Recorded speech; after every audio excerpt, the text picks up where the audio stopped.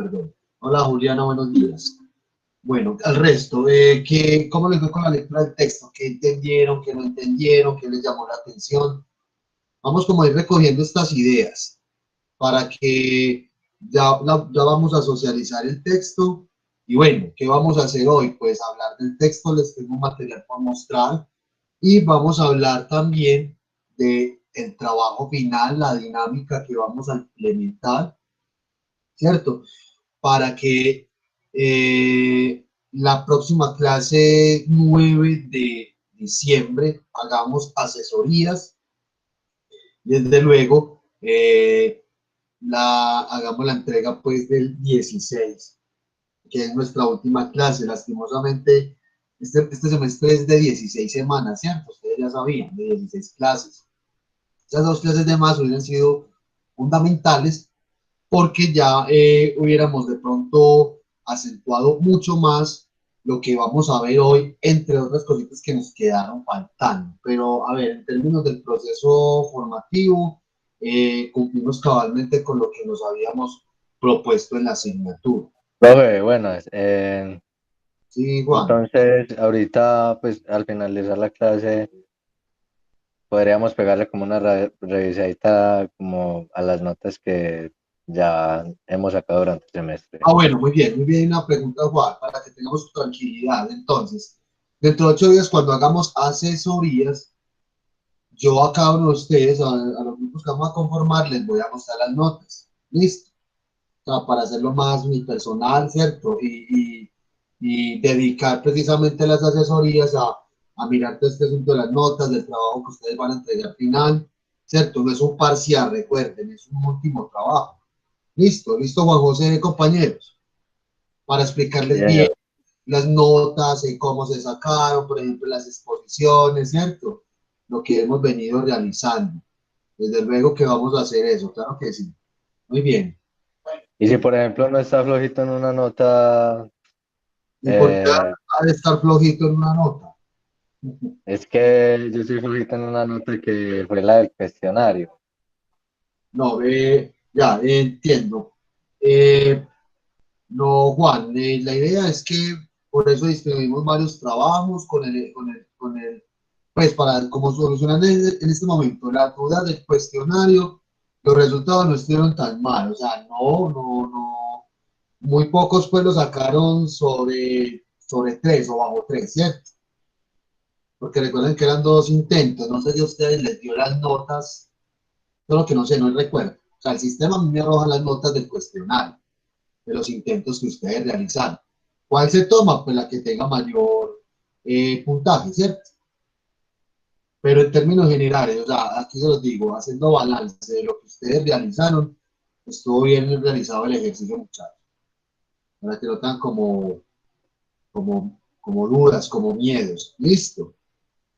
Y si uno está flojito en una nota, Juan, compañero Juan José, pues la idea es realizar un muy buen trabajo, el trabajo final, que tiene un componente un poco didáctico creativo. Ya sé que ya a finalizar la clase de hoy les voy a mostrar, ¿cierto? Les voy a mostrar, de hecho, lo que hicieron algunos de sus compañeros del semestre pasado, y por ende también es un trabajo en grupo, ¿cierto?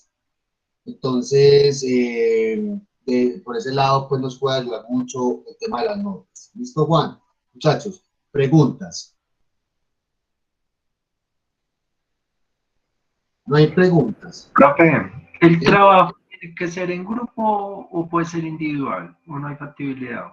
Bueno, la idea es que sea en grupo, ¿no? No es una camisa de fuerza John Edison, ¿cierto? Porque es una construcción colectiva, estamos apelando precisamente a repensar el papel de la comunicación en relación a los medios, ¿cierto? En relación a todo el fenómeno de la comunicación y los más media, teniendo en cuenta la multiplicidad de perspectivas que tenemos nosotros, ¿cierto? Dentro del proceso formativo, pues, en la asignatura. Sin embargo, si por algún motivo, razón, circunstancia o deseo personal quieren hacer el trabajo individual, lo pueden hacer. ¿Listo? O sea, procuremos que podamos conformar grupos de trabajo, ¿cierto? Ya realizamos bien el tema de la asesoría, de la concertación, pero sí se puede hacer individual, pues en un caso ya más concreto. ¿Listo, Donelis? Correcto, profe. Muy bien, listo. Vamos a entrar en materia, muchachos. Primera parte de la clase. Vamos a socializar este texto, vamos a conversar sobre él y vamos a mostrar un material que esto nos va a servir de insumo para teoría de la recepción, que si no nos permite, nos vamos a trabajar el semestre que viene, ¿cierto? Muy bien.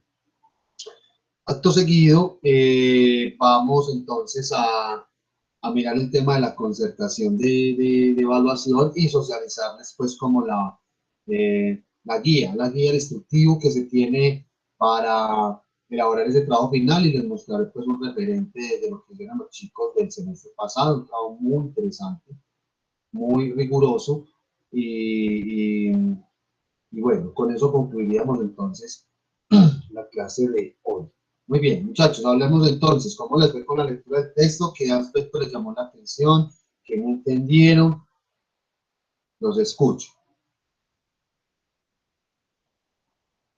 Profe, ¿Sí? yo tuve una duda, bueno, quisiera que me ampliara como las 5 tesis de Postman, sobre todo la de que la tecnología arrasada con la cultura o algo así, creo que fue lo que leí. Profe, Sí, señor. Sí, no, contéstale la pregunta a la compañera ya para yo pues, decir mi opinión sobre el texto. listo. ¿Cómo, Juan? No le entendí si era una pregunta o una afirmación. No, que yo iba a dar mi opinión sobre el texto, pero si quieres le contestas primero a la Ah, compañera. no, tranquilo, yo recojo todo.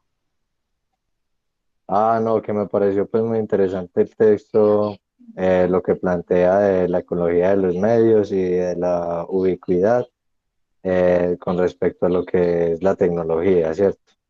Sí. Porque digamos que plantea que la tecnología es como, digámoslo así, como, como otro ecosistema, por decirlo así, ¿cierto?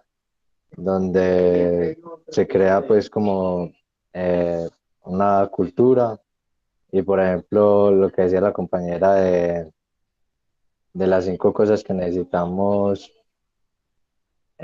conocer acerca del cambio tecnológico, que es la cultura siempre paga el precio de la tecnología. Entonces, Sí. digamos que yo lo que interpreto de que la cultura siempre paga el precio de la tecnología es que la cultura se ha visto eh, inmersa en el cambio tecnológico porque digamos que eso empezó a ser parte de nuestras dinámicas comunicacionales. Entonces, la cultura se va a ver relacionada siempre con la tecnología y con los avances tecnológicos y siempre se va a ver afectada. Entonces, por eso la cultura paga el precio de la tecnología. Ok, muy Eh, bien. lo que dice que siempre hay ganadores y perdedores en el cambio tecnológico, pues es como en todo. Por ejemplo, como en la pandemia, mucha gente se lucró y ganó con la enfermedad, pero muchas otras personas perdieron. Lo mismo pasa con la tecnología. Esto me hace pensar como en lo que pasó con Netflix y Starbucks, creo que se llama, que, que controlaba pues como la renta de películas a nivel mundial y la tecnología llegó a beneficiar a Netflix y a perjudicar a Starbucks, por ejemplo. Ujú. Y se pueden presentar pues como esa pues, especie de dinámicas. Entonces me pareció pues muy interesante el texto y hablando pues de la ubicuidad, también me parece pues interesante el término que se relaciona con, digamos, uno estar presente en distintos lugares al mismo tiempo. Muy bien, Juan. Muy buenos tus comentarios, muy gracias por tus apreciaciones. Bueno, ya seguía respondemos. Hola Sara, sí, ibas a decir algo. ¿Yo? Ah, bueno, no había micrófono porque tu micrófono está activado, pensé que ibas a comentar algo adicional.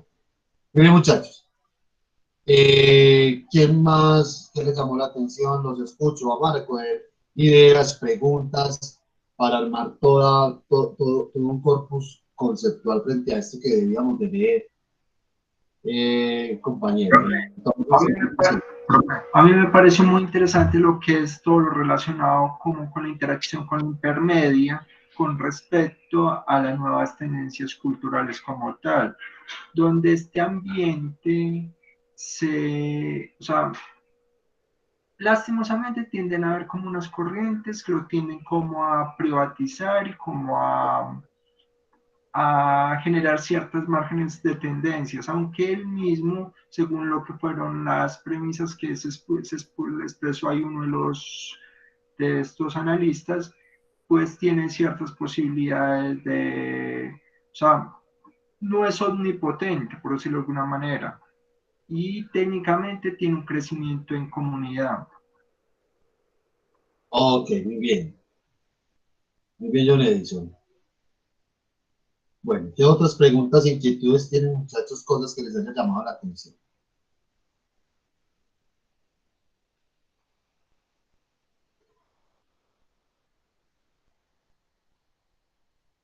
Nada más.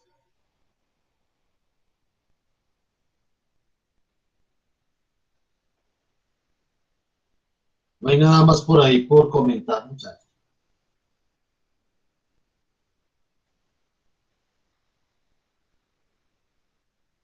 Profe, pues a mí me llamó la atención lo mismo que dijo ahorita el compañero, no me acuerdo cuál fue el que habló, pero ¿cómo es?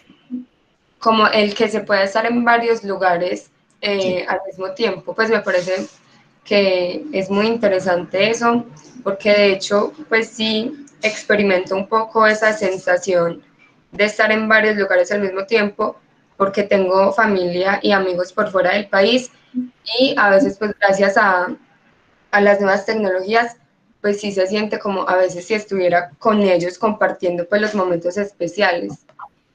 Entonces sí, pues esa parte fue como que me llamó mucho la atención. Ok, muy bien, María Camila. Muy bien. Les voy a mostrar algo para empezar a ilustrar nuestra conversación. Les activo cámara un momentico. Les comparto pantalla. De pronto lo han visto, de todas maneras lo vamos a ver. Son producciones muy interesantes y con unos estilos y unos enfoques muy particulares que realiza un grupo de realizadores, de hecho, se llama Enchufe TV.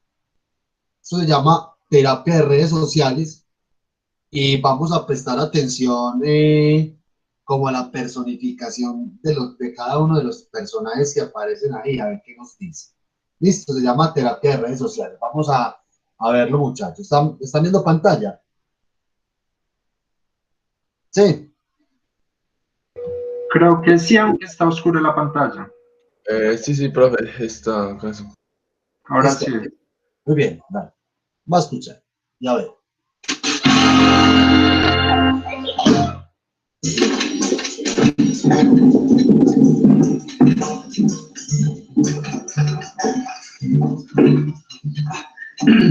Bien, gracias por venir a otra sesión de redes sociales anónimas. Soportar a los usuarios no es fácil, pero aquí estamos para superar el problema. Retuiteo eso. Gracias, Twitter. Te dije que las fotos están prohibidas, Instagram. Perdón, no puedo evitarlo. Antes de comenzar, me parece oportuno recordar a todos nuestros compañeros caídos en batalla. elrincondelvago.com, Mega Upload, Messenger, adultfriendfinder.com. También recordemos a los que ya deberían haber caído. Lento. Aprovechando que estamos todos, quiero presentarles a alguien súper cool. Papá, ya dejo de presentarme a tus amigos, nadie me quiere, parezco LinkedIn. Cállate y sonríe. Demos inicio a la sesión. Te odio, papá.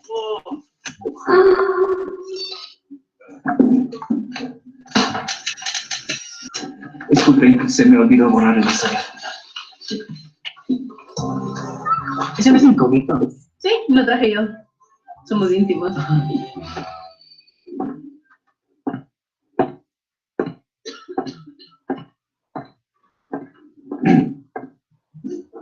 Ahora sí, iniciemos. Yo no aguanto mis usuarios. No sé qué fotógrafos y toman fotos malísimas. Quieren hacer de mí un libro de cocina, o una revista de bebés gordos, o una vulgar página porno.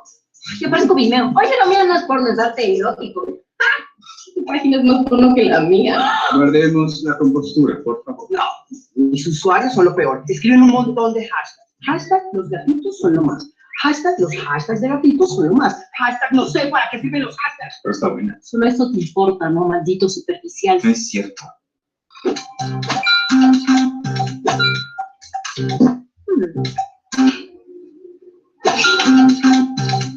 Y aparte se quejan porque los tweets son muy cortos. O sea, si no pueden con la ley de los 140 caracteres, se pueden largar a Facebook. Mis usuarios son los culpables de que lo que yo conocía como numeral ahora se llame hashtag. ¡Malditos idiotas, los voy a dar! ¡No! Tu turno, Peter. Yo odio a mis usuarios. No quieren tirar. Ay. Siguiente. Espera. ¿Qué? ¿Quién tirar? Tu turno. Facebook. Olis. Bueno, en realidad yo no tengo ningún problema. Bueno, quizás el único problema que tengo es que todos quieren ser mis amigos. Eres una falsa. Pero si tú eres una copia de mí para gente que no sabe leer. Cállate, todo en ti es mentira. Lo dice la chica de los filtros. Todos tus amigos son falsos. Dicen que van a ir a los eventos y nunca van. Te etiquetan en fotos de fiesta que ni siquiera te han invitado. Te escriben en el chat que te quieren y luego te bloquean. Ya, tranquilos, tranquilos. ¿Quieren tirar? ¡No! Yo lo único que quiero es que todos seamos amigos. Mis usuarios solo quieren ser virales. Soy una pendejada y aparte hay que pagarles. Yo no entiendo. ¿Aló? Siempre le pasa lo mismo. ¡Muerte a los usuarios! ¡Muerte a las computadoras! Lento. Aquí le dicen lento. ¡Muerte al internet! ¡Sí! ¿Tú quieres el internet?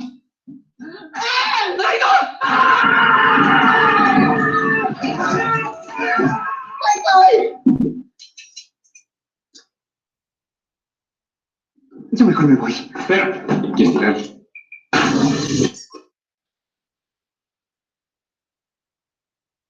Muy bien, ya lo habían visto. No, profe, nunca. Profe, muy chévere ese video, muy se cortó. Bueno, aquí les dejo el link pues, para que lo vean luego.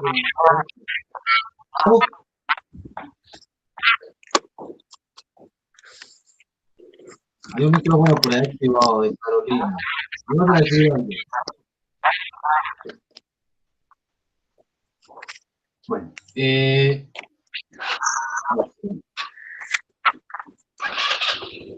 Carolina. Vale, pues. Hola. Conectan los ojos. Carolina, ¿vas a decir algo? Bueno, listo, muy bien. Lo vimos entonces para...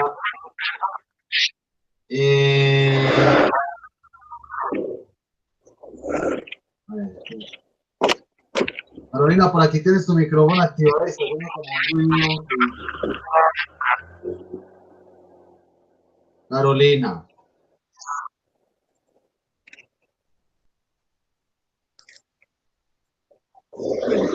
Muchachos,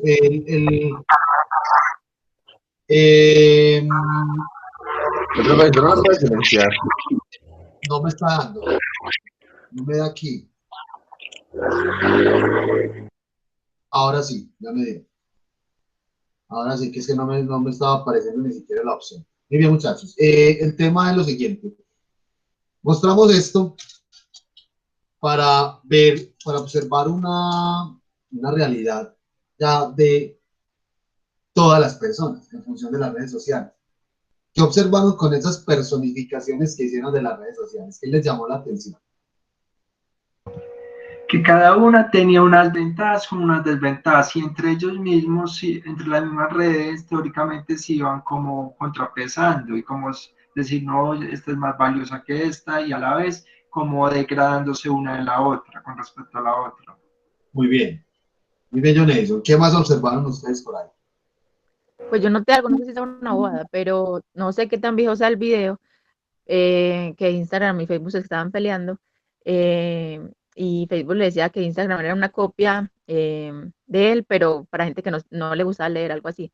Pero de hecho ya Instagram tiene demasiado texto, pues la gente sube sus posts y tienen la posibilidad de escribir muchas cosas.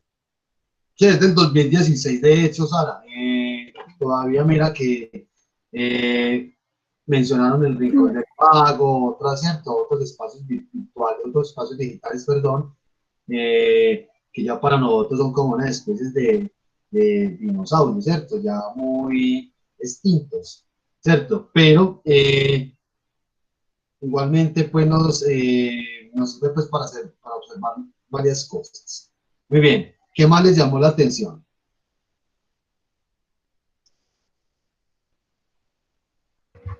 Que las redes, el profe, me llamó la atención lo siguiente, que los medios, o sea, las redes, todo esto, estas plataformas nacen por una necesidad a solucionar, que normalmente puede ser una necesidad a solucionar con respecto a la problemática de otra red social o otra plataforma, que a partir de ahí se forma un negocio se genera lo que es una posibilidad de emprender un nuevo negocio o una nueva plataforma. Ok. ¿Sabe qué me llamó a mí la atención, profe? El cambio del lenguaje y la interpretación de los signos dependiendo al contexto tecnológico que se está viendo, pues como la influencia que la tecnología tiene tanto en el lenguaje como en la interpretación de los signos de las personas. Por ejemplo, cuando hablaban que no, que para mí, que como así que cambiaron el numeral por hashtag y cosas así. Entonces eso me pareció pues como interesante y me parece que eso se da mucho ya pues pensando como en la terminología, digamos, millennial, que hay muchos términos que nacen con base a esa cultura de la tecnología, como las palabras como outfit, como pues muchas palabras que se utilizan gracias a la al impacto que ha tenido la tecnología y digamos este mundo digital en la sociedad en general. Muy bien, Juan. Hay unos aspectos muy interesantes de lo que ustedes han mencionado. Y también quería que vieran lo siguiente, esa personificación de las redes sociales, ¿no creen ustedes que están aludiendo como una especie de perfil del usuario de cada red social?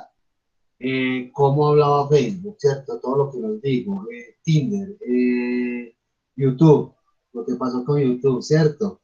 Twitter, ¿cierto? De alguna u otra manera nos están diciendo también que con la interpretación que estos personajes hicieron de cada red, en sí mismo creo que se nos está sugiriendo cómo es el perfil psicosocial del usuario de Facebook, de Instagram, de esta red social, de esto va qué, ¿cierto?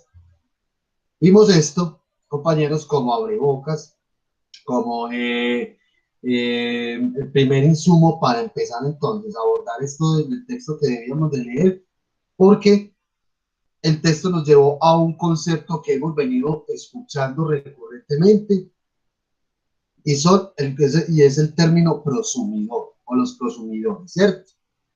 Creo que ustedes de pronto han escuchado esa palabra, pero todavía sigue de hecho el debate en diferentes estudios de comunicación o análisis más a profundidad de lo que pasa ya con el fenómeno de la comunicación digital, por ejemplo.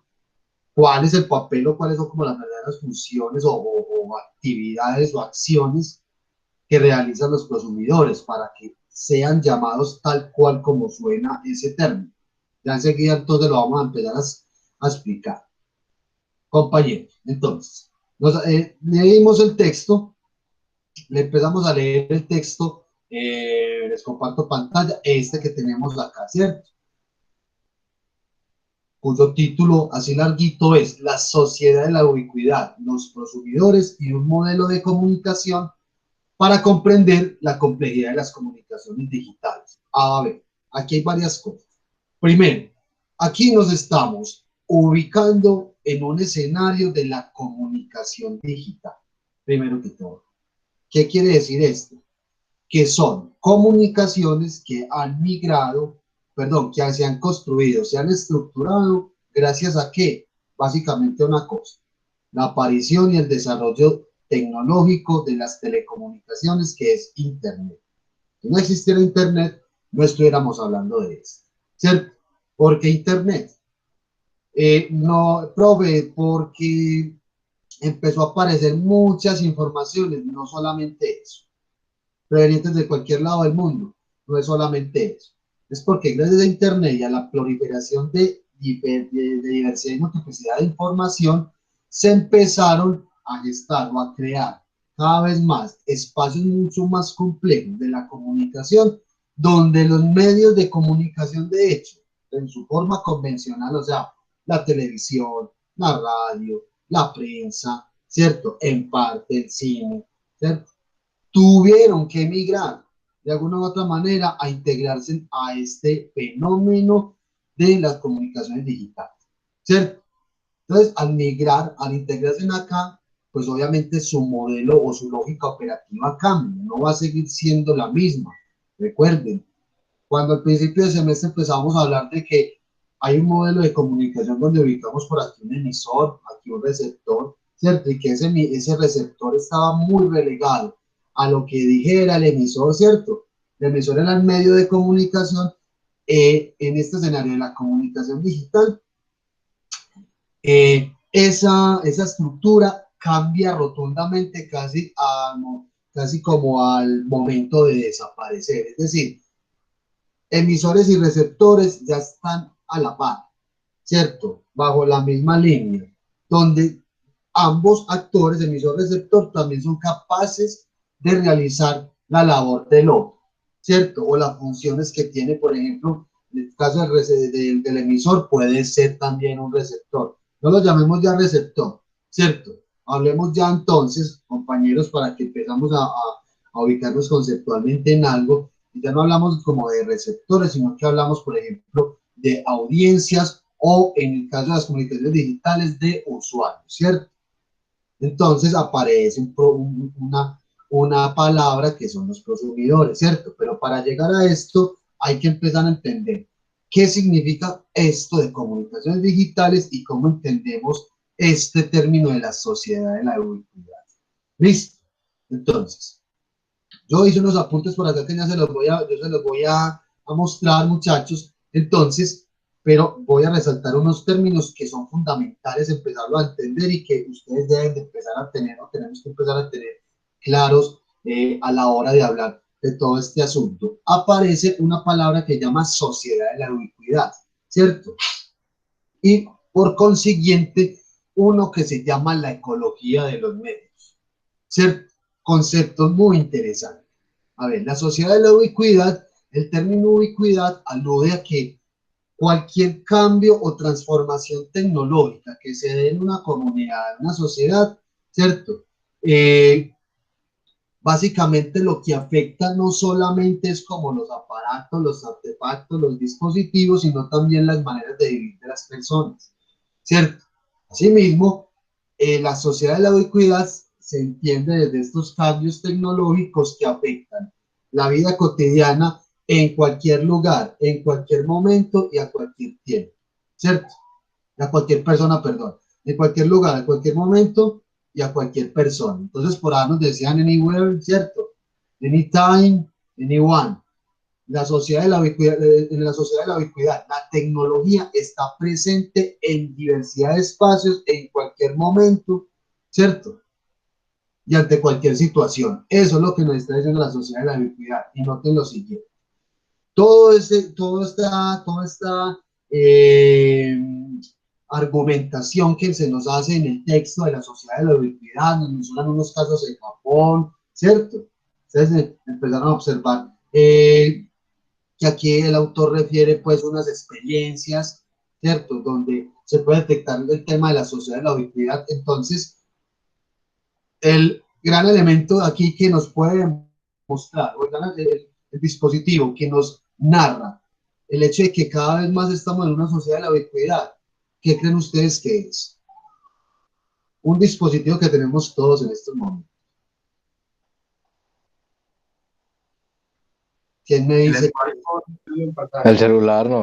El celular. El celular, el dispositivo tecnológico que ya no es un teléfono. ¿Tú qué haces con el celular?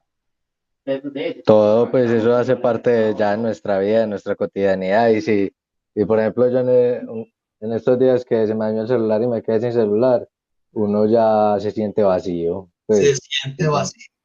O sea, falta algo. Una cosa muy interesante acabas de decir, porque en el texto lo tocan, ¿cierto? En el texto lo mencionan, y es un poco, es la extensión hombre-máquina o la tecnología humana, ¿cierto? Porque ya les voy a mencionar unos señores de aquí claves que eso vamos a ver en teoría de la recepción, pero ustedes ya se van a ir con unas nociones, ¿cierto? Entonces, recuerden, muchachos, la sociedad de la ubicuidad es un término que sirve para explicar cómo la tecnología ha afectado a diferentes campos de la vida cotidiana de las personas, ¿cierto?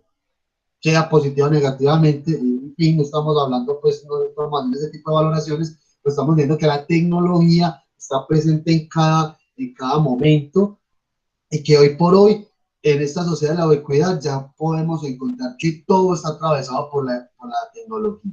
Es como cuando uno ve una película posapocalíptica, ¿cierto? Ese tipo de temáticas o futuristas. Ahí se pueden observar perfectamente, muchachos, sociedades dentro de la ubicuidad, ¿cierto? Entonces hay alguien que está caminando, el personaje, va a una máquina expendedora de refrescos, de gaseosas, entonces tiene que hacer algo para comprar una gaseosa, ¿cierto? Para comer lo mismo, para hacer cualquier actividad cotidiana, por muy simple que sea, se necesita ya de la tecnología. Eso es lo que nos está diciendo entonces la sociedad de la ubicuidad. La tecnología ya está inserta en cualquier, se puede encontrar en cualquier momento, en cualquier lugar, y ya cualquier persona accede a ella y la utiliza. ¿Listo? Esa es la sociedad de la ubicuidad.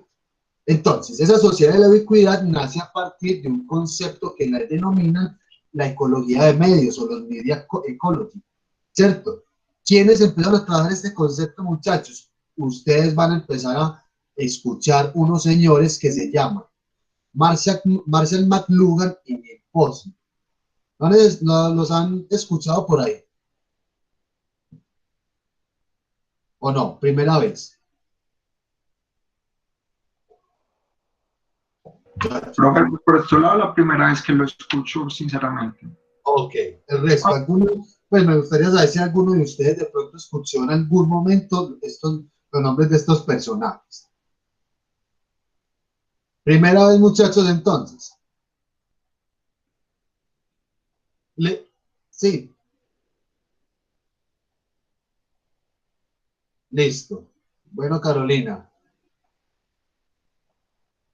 Neil Postman y Marshall McLuhan. Estos señores son fundamentales para empezar a entender todo el fenómeno de las comunicaciones digitales y sobre todo este concepto de la ecología de medios. Estos señores fueron unos adelantados en el tiempo, sobre todo Marshall McLuhan. ¿Por qué? Porque empezaron a conceptualizar todo este asunto en un contexto donde no había internet. Se dio por allá en Estados Unidos, en la década de los 70, ¿cierto? Ellos fueron denominados, así como muchas de las teorías que nosotros vimos, como la Escuela de Nueva York, otra en Canadá, ¿cierto? Los Media Ecology, les colocaron así como apodos, ¿cierto? Para designar lo que ellos estaban diciendo. Y entonces había este señor de Marshall McLuhan y Neil Postman fueron fundamentales para significar este concepto de la ecología de los medios y sobre todo de la sociedad de la ubicuidad.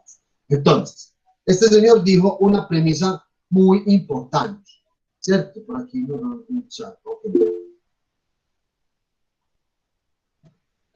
Hay una premisa fundamental que ustedes la van a escuchar luego.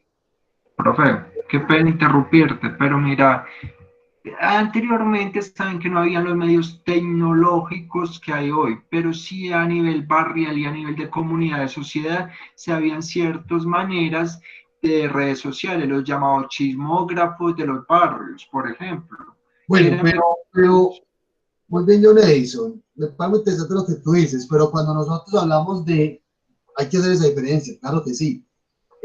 Las redes sociales digitales y virtuales que nosotros conocemos son las que utilizamos, y lo otro es el concepto como más desde la comunicación en su pura definición, que es la interacción con el otro. ¿Cierto? Entonces, ¿cuáles son las redes sociales, muchachos, que ustedes tienen en estos momentos? Ah, bueno, su grupo familiar, ¿cierto? Su grupo de amigos, sus vecinos, sus compañeros de trabajo. Eso en el sentido pues estricto de lo que es construir una red basada en la interacción con el otro. Pero cuando hoy por hoy, en este contexto, hablamos de las redes sociales, pues ya sabemos de antemano, nosotros no vamos a decir redes sociales digitales, pues salvo cuando hay que aclarar ciertas cosas. Pues ahí por hoy creo que ya estamos entendiendo que estamos hablando de redes sociales para hablar de las redes sociales virtuales y digitales. ¿Estamos claros? Ok, profe. Es eso, no, pero muy interesante. De hecho, pues ahí está la acepción que tú haces, John Edison, pues precisamente a lo que estabas, pues para hacer claridad y diferenciación, de hecho, de ambos aspectos. Entonces, volvamos al tema, muchachos. Estamos acá con este señor de Marshall McLuhan. Marshall McLuhan, por allá en los 70, dijo lo siguiente: el medio es el mensaje. Así, el medio es el mensaje. Es una premisa para muchos teóricos del momento, muy revolucionaria. ¿Por qué?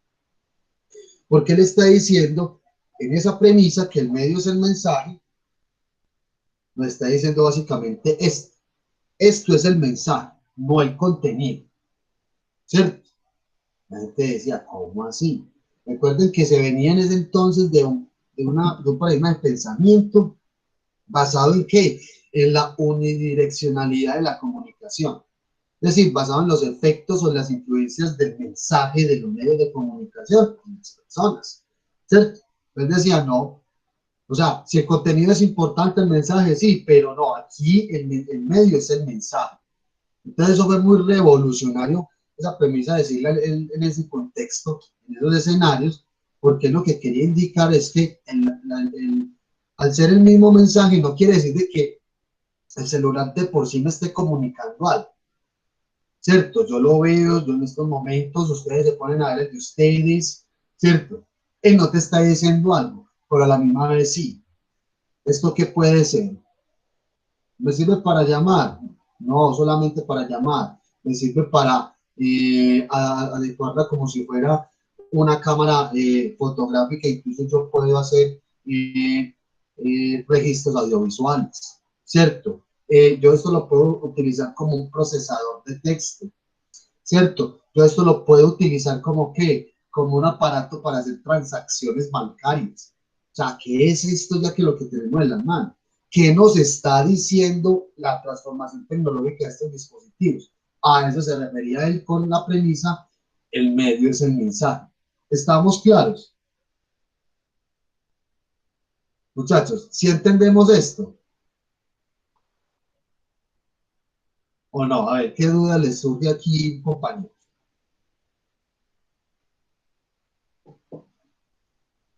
Profe, según lo que entiendo, o sea, la forma como se interactúa, o sea, el elemento de interacción es el mensaje, según lo que das a entender. Ok, muy bien.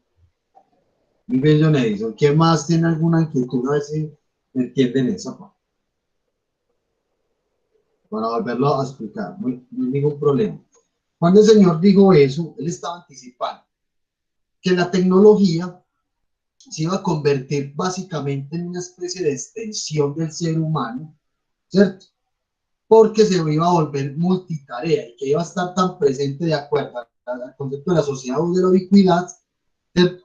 Que esto nos iba a servir para muchas cosas. No, él no estaba diciendo que se iba a crear el celular, no, él estaba diciendo de que el mundo iba a experimentar profundos cambios tecnológicos y que iban a afectar nuestra manera de vivir, sobre todo en materia política o económica, ¿cierto? Y que de hecho dijo, los medios de comunicación en su forma tradicional van a transformarse, ¿cierto? Entonces, lo que yo les estoy diciendo cuando una premisa del medio es el mensaje, ilustrándoseles con esto, es que el celular, el dispositivo móvil, básicamente el mensaje que me está diciendo a mí, ¿cierto? Es que yo esto lo puedo utilizar para múltiples fines, con múltiples propósitos. ¿Listo? Eso es lo que significa el medio es el mensaje. Y que entonces no importa tanto el contenido, sino también sino más que todo la usabilidad. ¿Para qué nos sirven las transformaciones tecnológicas? ¿Cierto? Entonces, esto es el ejemplo. De hecho, las explicaciones o conceptualizaciones de todo esto siempre ponen como muy en referencia a lo que pasa con el dispositivo móvil. Porque es que esto es un computadorcito de mano, muchachos. Aquí tenemos muchas cosas, ¿cierto? Yo aquí puedo ver YouTube, puedo ver material audiovisual, puedo ver una película, puedo sintonizar una emisora, ¿cierto? Puedo escuchar música. ¿Qué no puedo hacer yo acá? ¿Cierto? Entonces, cuando este señor dijo que el medio es el mensaje, entonces recuerden que se refería a que los dispositivos, cualquier artefacto, no son solamente celulares, ¿cierto? Un artefacto va a experimentar profundas transformaciones tecnológicas y que esos cambios tecnológicos en sí mismo lo que le están diciendo a la gente es en términos de que se vuelven como multitarea o multipropósito. Por eso el medio es el mensaje, no hay que nos está diciendo algo porque nos está hablando, no, sino que nos está indicando que cualquier dispositivo que tenga una transformación tecnológica va a tener un propósito económico, ¿cierto? Y que cada vez más esas transformaciones tecnológicas han de servirle al ser humano para actuar como extensiones de, ¿cierto? Una extensión más, concepto muy revolucionario eso, una extensión más del cuerpo humano. ¿Qué cosas ustedes observan por ahí que de artefactos, de dispositivos que ustedes creen que actúan como extensiones del cuerpo humano? Desde luego que es una extensión que sirve para qué, para hacer algo que de pronto nuestras manos, nuestros pies no podemos ejecutar biológicamente.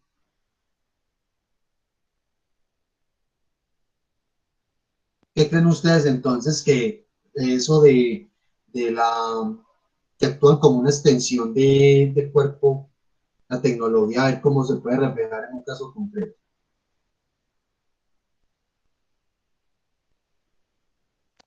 Profe, Sí. no recuerdo si en esta clase se habló, pero hay un capítulo de una serie, Black Mirror, que toca un tema que es como esto de la tecnología, que es como nos obsesiona tanto el estar como a la moda o conectados, que esa obsesión nos lleva a ser manipulados por esto. Yo aquí les voy a como compartir un link de una reseña del capítulo. Sí. No, muchas gracias, Sara.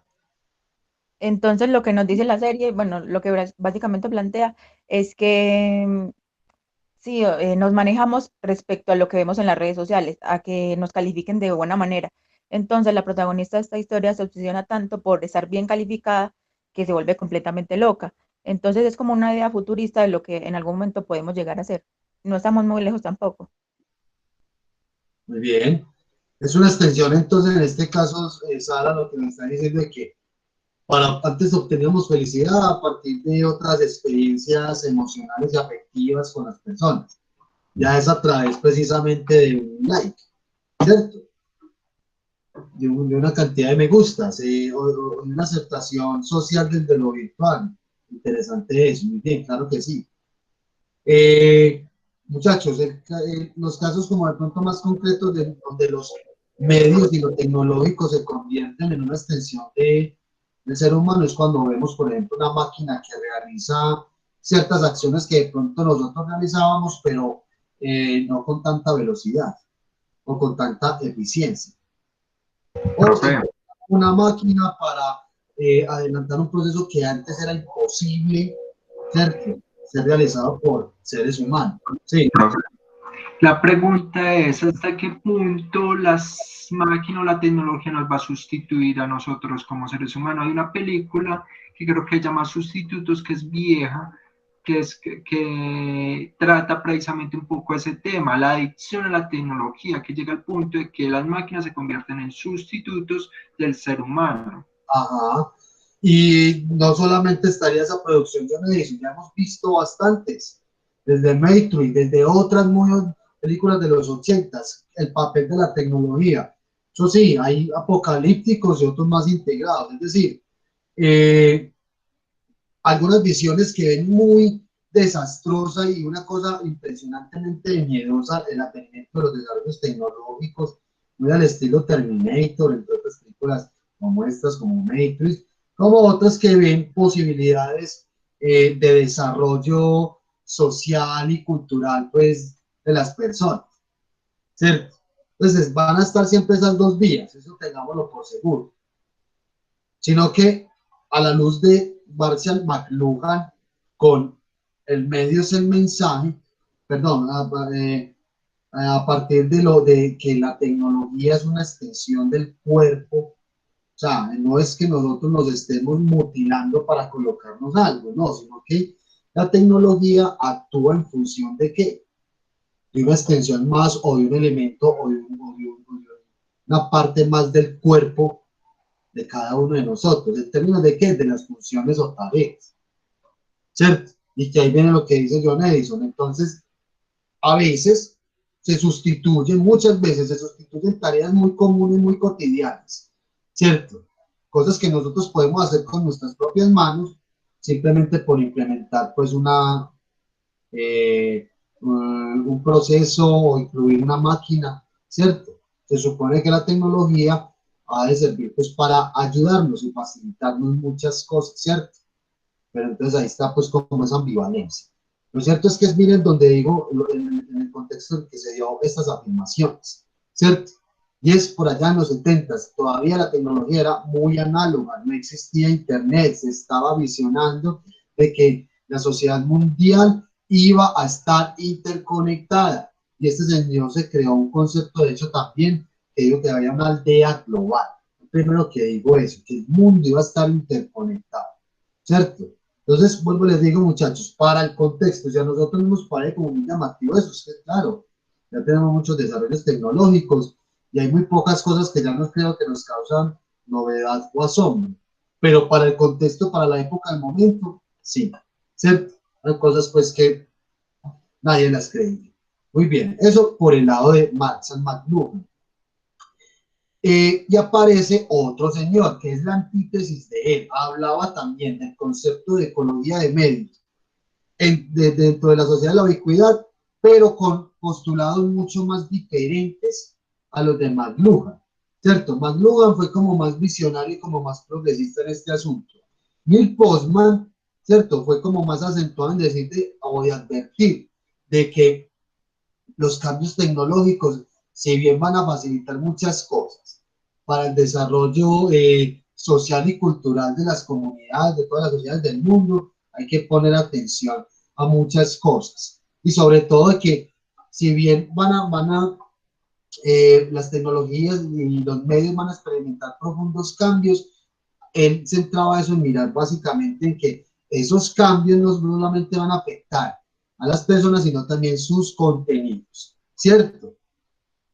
Entonces recuerden lo siguiente, en el caso de la televisión, ¿cómo antes se veía televisión?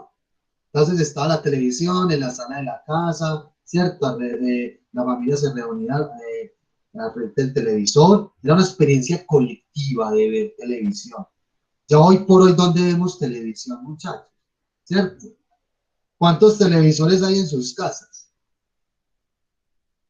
Y otra cosa, también dentro de los múltiples aspectos, perdón, analizar. Ustedes ven un programa completo o por fragmentos, ¿cierto? O sea, o llegan de trabajar, de estudiar, encienden la televisión y les sirve como acompañante, pero no están viendo el programa, ¿cierto? Ya el fenómeno de Netflix, Prime Video, de Amazon, otras plataformas de OV, de servicios a la carta, por ejemplo, cómo esto cambió el paradigma del consumo cinematográfico, ¿cierto? Y bueno, no solamente ya de cine, de contenido televisivo, ¿cierto? O sea, esos son cambios muy complejos, muchachos, porque es que antes, cuando uno se veía una serie en la televisión o una telenovela, usted tenía que usted modificaba sus hábitos, sus tiempos para estar conectado, perdón, para estar ahí esperando la emisión. Si se perdía un capítulo, usted básicamente se iba perdiendo cada vez más el hilo de la historia. No te lo repetían, siendo muy de buenas de pronto, y siendo muy de buenas al tiempo, pero no en el instante. Ya que implica ver Netflix, bueno, yo estoy viendo la película, me llamaron, pausa. Estoy viendo la serie, ¿cierto? Me voy a ver 2 capítulos hoy. Mañana no me queda tiempo, la retomo el fin de semana. O sea, cómo se vuelve, en términos de la experiencia del consumo, cómo es el consumo precisamente de estos contenidos. Y desde luego eso afecta significativamente a ¿qué? La manera de producir esos contenidos. Cada vez más son cortos, son relatos muy a veces pormenorizados. No quiere decir de que sean malos, no, sino muy interesantes también. Implican mucho la participación del usuario. O sea, de mí como audiencia contemplativa, ¿cierto? Un público, alguien que está consumiendo, pero a la misma vez está produciendo sentido frente a lo que está viendo. Entonces muy interesante eso. Como ocurrió hace mucho tiempo, por ejemplo, ahorita hablamos de los consumidores con Deadpool, la película. Deadpool o Deadpool, ¿cierto? Personajes de Marvel, creo. No recuerdo muy bien. Yo no soy tan fan del cómic y me cuesta a veces la diferencia entre los personajes de DC Comics y de Marvel. Bueno, Deadpool, una película, ¿cierto? De uno de estos universos y creo que fue Fox que iba a producir una de ellas, algo así. Ese gran gigante de cadena. Y después desistieron y dijeron que no. Y hubo una comunidad de usuarios, bueno, no una, muchísimas, porque van alrededor del mundo, donde a través de redes sociales y este tipo de espacios se manifestaron para que se produjera la secuela de esa película y de una forma u otra presionaron al canal, a la empresa, perdón, para que se produjera la película. O sea, eso nunca antes pasaba, muchachos. Usted antes llegaba, le ofertaba una película y listo, ¿cierto? La veías. Ahí estamos hablando ya de un fenómeno de prosumición interesante. Es decir, la audiencia ya no solamente ve, ya no solamente consume lo que es la televisión, la radio y la prensa, no, ya también es capaz de decir que puede ir por ahí dentro de esos contenidos. Entonces, este señor de Neil Postman empieza a decir de que sí, van a haber una serie de transformaciones tecnológicas y desde luego los contenidos de esos mismos medios van a ir cambiando de manera rotunda, muy significativa, ¿cierto? Entonces muy a la antítesis de Marshall McLuhan, porque él decía, no, es que los cambios tecnológicos hay que observarlos en función de cómo eso afecta a las personas, ¿cierto? Positiva o negativamente, y que uno de los elementos que va a estar ahí, como en tela de juicio, o más bien como un poco... va a estar como muy expuesto en esta contienda porque él avisoraba como cosas positivas y otras no tantas, que era la cultura. Por eso nos decía por acá, la cultura en la cultura siempre paga el precio de la tecnología, ¿cierto? ¿Cómo así que la cultura? Muchachos, ¿cómo veíamos antes la televisión? ¿Cómo antes nos relacionábamos socialmente? Lo que ustedes han dicho ahorita, muchachos, lo que vimos ahorita de terapia de redes, ¿cierto? O sea, tomarse una foto, muchachos, antes con una cámara análoga, era chévere y mire todo el proceso que tenías que hacer para ir a revelar la película. ¿cierto? La película fotográfica. O sea, hoy por hoy entonces ya está el celular, los momentos, y de hecho, o sea, hacer fotografías en ciertas circunstancias, en ciertas situaciones. O sea, era muy complejo, pero también para muchos artistas visuales era algo impresionantemente súper creativo, estar en el momento adecuado, provocar ciertas situaciones. Hoy por hoy, que es de novedad bajo lo que estamos hablando, ¿cierto? Todo eso es cultura, muchachos, ¿cierto? Para que entendamos que por qué Nick Postman dijo que la cultura siempre paga el precio de la tecnología. O sea, cada cambio tecnológico va a afectar la cultura. Esa es una de las premisas. En el cambio tecnológico hay ganadores y perdedores, decía, claro, porque es que si bien algunas sociedades van a estar beneficiadas por ciertas transformaciones, ciertos cambios tecnológicos, van a haber otras que no, ¿cierto? ¿Qué pasa con el tema de la Internet? Al día de hoy, estos señores decían eso, el mundo no va a ser capaz de albergar o estar interconectado, pues, porque hoy por hoy hablamos de comunidades que no están conectadas y que no tienen acceso a Internet, ¿cierto? Que, por ejemplo, en materia económica, hay grandes emporios empresariales que se han beneficiado de estos cambios tecnológicos y han afectado a otros, ¿cierto? Toda tecnología tiene una filosofía, es un concepto muy interesante que es, este texto, el autor se basa mucho en hablar de él, y es que toda la tecnología tiene una filosofía, es decir, un sentido o una esencia de ser, ¿cierto? Las cosas no aparecen así como así, sino que, según ellos, la tecnología cada vez más cumple unos fines o unos propósitos en la sociedad en la que se dé, ¿cierto? Que ha de servir para algo y que no solamente sirve para algo, sino que también representa, constituye un elemento de transformación de esa sociedad en la que se vive, ¿cierto? Y que el cambio tecnológico no es adictivo, es ecológico. Ahorita ya vamos a hablar del concepto de economía de medios.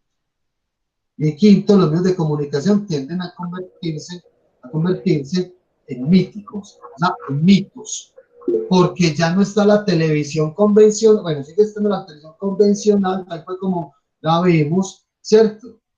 Pero ya no desde el papel de emisor omnipresente u omnipotente, sino como un medio cada vez más al alcance de las audiencias, ¿cierto? Eso es lo que nos quiere decir este señor con esas 5 premisas, Sara, que estabas como preguntando eso ahorita. Ya vamos a hablar del concepto de ecología de medios, fundamental, interesante. Sí, Don Edison, muy bien. Por este resumen plantea acciones. Sí. Profe, resulta que vos, aunque este tema lo vas a tratar en ecología de medios, me pregunto, o sea, ¿es la tecnología como que no es adictiva? Si básicamente, o sea, si el uso de la misma tiende a generar ciertos aspectos de dependencia a la misma. No entendí esa parte bien, John Edison. La tecnología, ahí en la cuarta premisa aparece que la tecnología no es adictiva. Toda tecnología... De adición, no de adictivo, como de añadir. Ah, es adictivo, no adictivo. Ah, ok, vale, qué pena. Sí, es de adicionar, no de generar pues adicciones. El cambio tecnológico no es aditivo, o sea, no de adición, sino de ecológico. Ya vamos a hablar de qué se refiere todo este tema de la ecología de los medios. Mire lo que dice por acá. La ecología de los medios analiza cómo los medios de comunicación afectan la opinión humana, la comprensión, la sensación y el valor, y cómo nuestra interacción con los medios facilita e impide nuestras posibilidades de supervivencia. La palabra ecología implica el estudio de ambiente, su estructura, contenido e impacto en la gente. Ojo pues, esos señores cogieron la palabra ecología de la biología, ¿cierto? ¿Cómo entendemos nosotros ese concepto de ecología, muchachos, como en la naturaleza? ¿Cómo ven ustedes eso reflejado en el medio ambiente? Profe, la ecología, pues en el medio ambiente es un biota donde hay una población de animales que tienen una interacción con el medio. Y a eso es lo que se le denomina medio ambiente o ambiente. Sí, ok. Y a la ecología. Listo, muy bien. O sea, estamos hablando del concepto de la palabra ecología aplicado al medio ambiente, la naturaleza. ¿Cómo la entendemos? Entonces, listo, yo le digo, muy bien. ¿Qué más tiene una consideración frente a la ecología del ambiente natural, el medio ambiente, la naturaleza?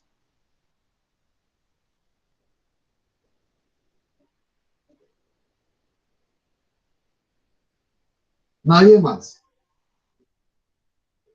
Bueno, estos señores empezaron a decir, la ecología básicamente sí, como lo menciona John Edison, la existencia en un ambiente de múltiples especies o de diferentes especies y cada una de ellas cumple un papel importante o fundamental dentro de ese ambiente, dentro de ese ecosistema, ¿cierto? Y que se necesita la supervivencia de muchas de ellas para que ese ecosistema prospere.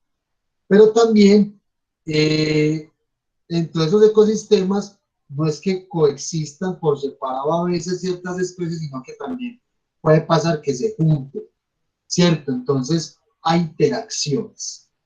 Es un concepto muy interesante que ellos cogieron de la naturaleza a la biología y la llevaron precisamente a los medios. ¿Por qué? Porque entonces estamos diciendo que si en la naturaleza los ecosistemas consisten en que albergan multiplicidad de especies que conviven y que persisten y coexisten en ese mismo ambiente, lo mismo pasa con el fenómeno de los espacios virtuales, digitales e internet.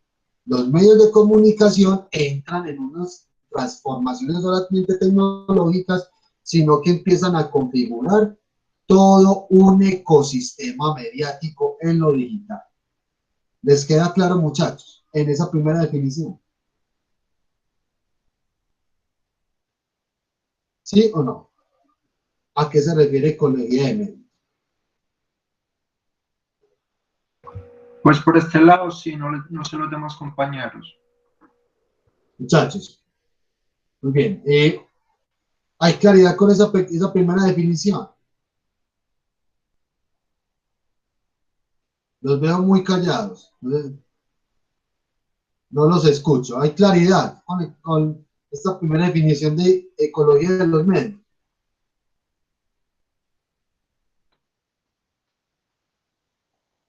Muy bien.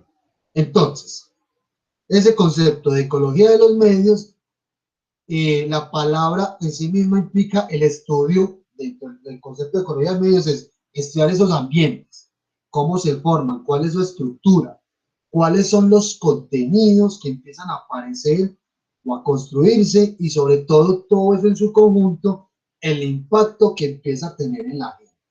Listo. Recuerden, el concepto de ecología de medios se trabaja bajo la luz de la sociedad de la ubicuidad que plantea ¿quién? Marshall McLuhan y Neil Postman. Listo. Hay un señor que se llama Carlos Scolari. ¿Lo han escuchado? ¿Han escuchado a Carlos Scolari? No, profe, yo no. No, ninguno. Muy bien.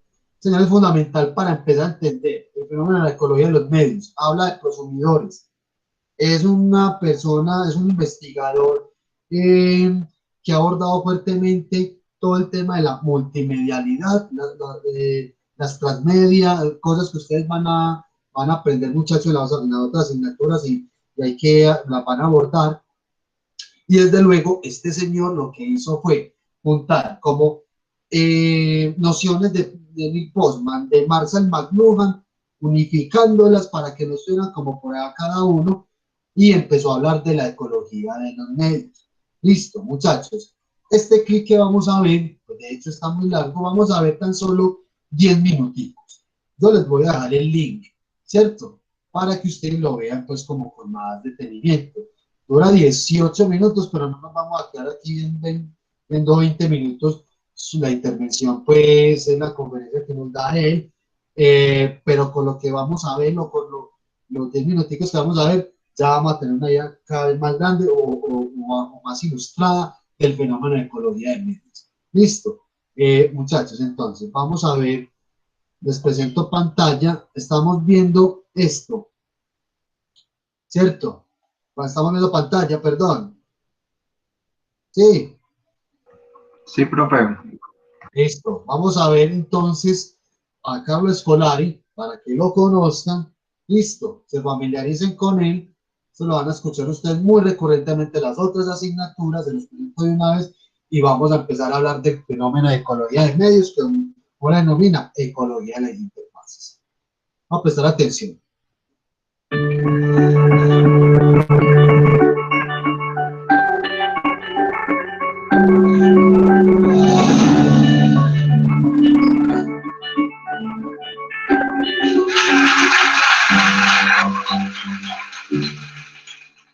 Yo voy a hablar un poco de la magia de las interfaces. Cuando hablamos de interfaces, generalmente le hacemos referencia a eso que se llama la interfaz usuario. Digamos, me refiero a esta relación entre el sujeto y la tecnología, entre el sujeto y el objeto. Es la concepción más difundida en el mundo de la informática, en el mundo de la usabilidad, ¿no? Y hablamos de la interfaz sujeto-tecnología. Mi idea en esta breve presentación es un poquito más allá de esta idea. Estoy convencido que el concepto de interfaz nos puede abrir nuevas ventanas, nuevas formas de ver la realidad y de poder transformarla. Voy a comenzar hablando de las interfaces de escritura y de lectoescritura, ¿no? Las interfaces con los objetos para leer, digamos. Y tengo aquí en mis manos la interfaz perfecta de lectoescritura, ¿no? Se las voy a mostrar. Yo la considero la interfaz perfecta, ¿no? Vamos a ver por qué. Es esta. Esta interfaz tiene 6.000 años. Los primeros soportes portátiles para la escritura fueron estos, en la Mesopotamia asiática. Esta forma de escritura tuvo una larga vida, por eso me refiero a la interfaz perfecta. Esta interfaz duró varios siglos, milenios. Si en el 6000 a.C. esta era la principal forma o soporte de la escritura, duró muchos siglos, duró milenios, tenemos que ir prácticamente al 1500, 1800 a.C. para que aparezca la nueva interfaz de la escritura, que era el pergamino. Perdón, el rollo de papiro. Fue un cambio bastante importante. Volvamos por un segundo a esto, ¿no? ¿Cómo era la forma de escritura? En las interfaces, en las tabletas, las primeras tabletas, se escribían columnas verticales, formas de organización del texto que todavía hoy utilizamos, provenían de esta primera interfaz. Por ejemplo, hacer listas, poner puntitos con diferentes listas de nombres de reyes, de dinastías, de plantas medicinales, por ejemplo. Lo interesante es que, después de un par de miles de años, aparece una nueva interfaz de la escritura. Es un cambio revolucionario. Por un lado, pasamos de un soporte duro a un soporte blando, hecho del papiro, los juncos entrelazados. Y por otro lado, un cambio muy, muy grande en la forma de la interfaz. Esta es una interfaz dura, rígida. Sabemos que los papiros eran rollos, volúmenes, de ahí de la palabra volumen, donde estaba el texto, incluso había muy largos papiros, había papiros de hasta 44 metros de largo. ¿Qué pasa? Acá hay una cosa muy interesante. Muchos elementos que estaban en la interfaz de las tablillas pasaron al papiro. Escritura en columnas, listas. Otro dato, el papiro tuvo una larga vida, pero también incorporó nuevos elementos a la interfaz. Por ejemplo, en la biblioteca de Alejandría había miles y miles de papiros. Imagínense el bibliotecario que tenía que abrir cada papiro para ver qué había dentro, era imposible. Por eso se adoptó una práctica que era poner la primera frase del libro afuera del papiro. Esto se llamaba el incipit. Cuando después llegaron los libros manuscritos, y ya nos vamos a la época cristiana, hace 2000 años, volvemos a encontrar el incipit en la primera página de los libros manuscritos. Y seguimos encontrando el texto en columnas. Seguimos encontrando listas. Y también el libro manuscrito generó nuevas formas de interacción, nuevas formas de indexación de la información. Por ejemplo, el número de página, el título del capítulo, el título del libro en cada página, el autor. Digamos que, por un lado, la interfaz retoma cosas que venían del pasado, pero, por otro lado, va incorporando nuevos dispositivos para navegar, nuevos dispositivos de interacción.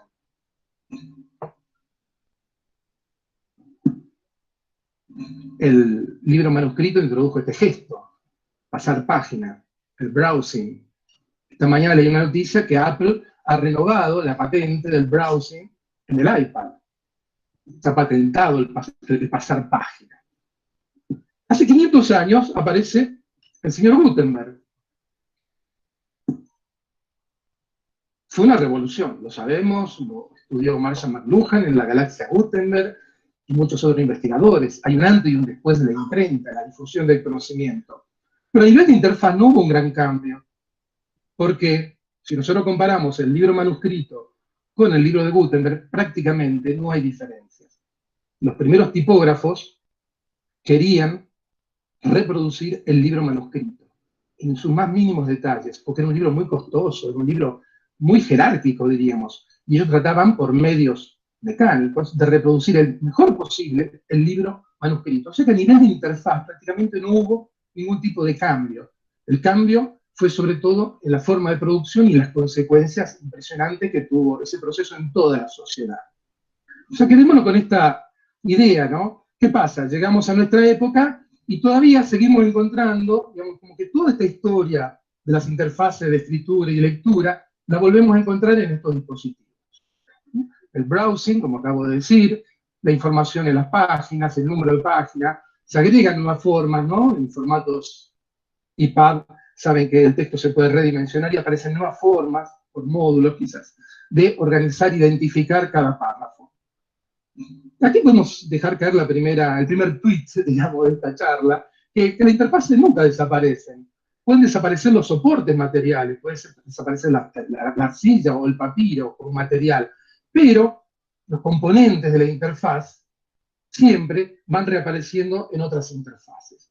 Y esta es un poco la idea tradicional de interfaz usuario, la que conocemos mejor. Volvamos a Gutenberg. ¿Ustedes saben qué hacía Gutenberg antes de hacer libros? Gutenberg era orfebre, él no copiaba libros, no tenía idea del mercado editorial. Era experto en modelar el metal. ¿Qué hizo Gutenberg? Y aquí entramos en la nueva idea de la interfaz. Juntó diferentes elementos. Tomó su saber, su conocimiento, la técnica de modelar el metal pequeñito para hacer los tipos móviles, tomó la prensa para hacer vino, para hacer aceite, tomó el papel, también imprimió en pergamino, el papel había entrado en el siglo XIII en Europa, y juntó todo ese elemento en una nueva interfaz. Y aquí entramos en esta nueva concepción. La imprenta es una interfaz que junta diferentes elementos humanos y no humanos, tecnológicos, y saberes y experiencias. El primer automóvil. No cuesta mucho identificar toda una serie de tecnologías que confluyen en este automóvil, ¿no?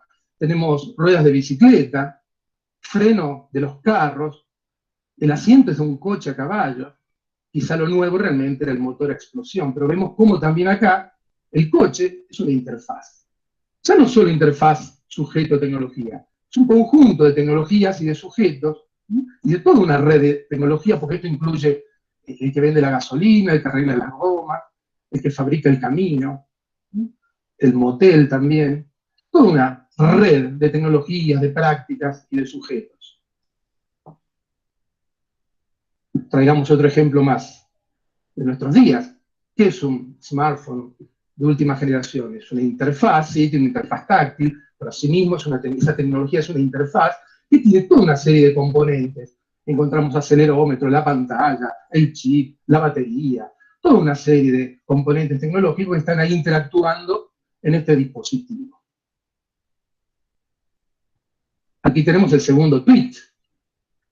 Toda tecnología tiene una interfaz con el usuario, pero toda tecnología es una interfaz. Y esta es la idea que me gustaría trabajar en lo que queda de la presentación. O sea, ya no es solo sujeto-objeto, sino que toda una red de sujetos y tecnologías interactuando entre sí, intercambiando información, intercambiando acciones.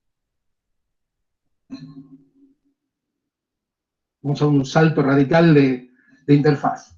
Vamos a hablar de aviones.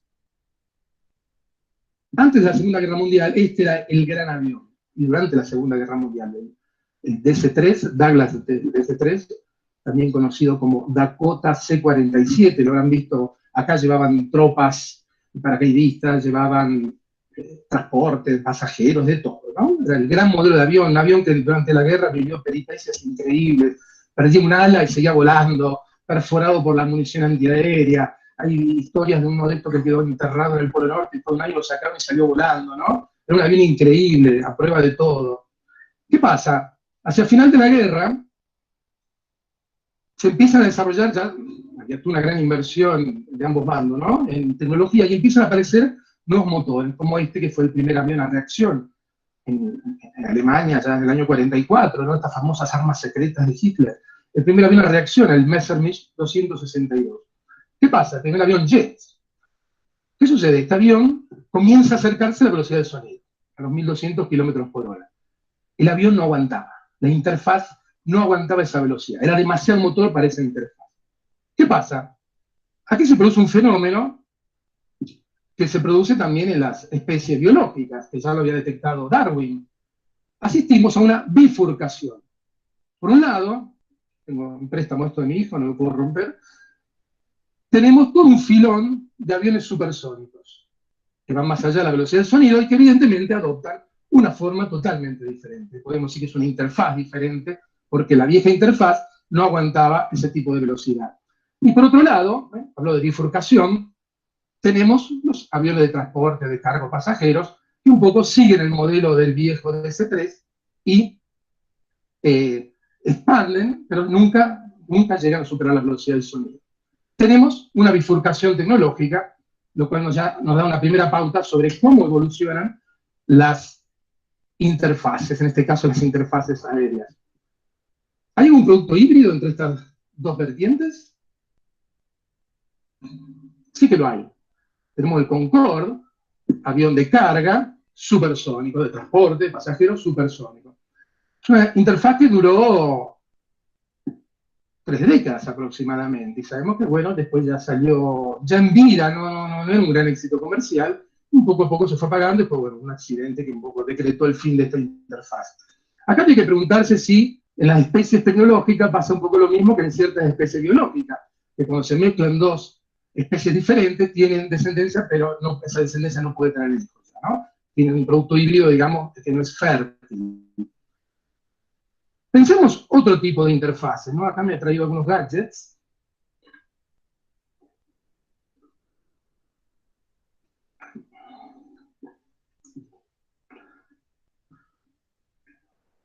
Un viejo teléfono móvil, un celular, un iPod.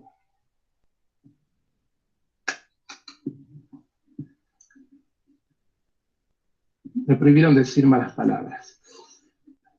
Hagamos el amor, no la guerra. Dejemos los aviones.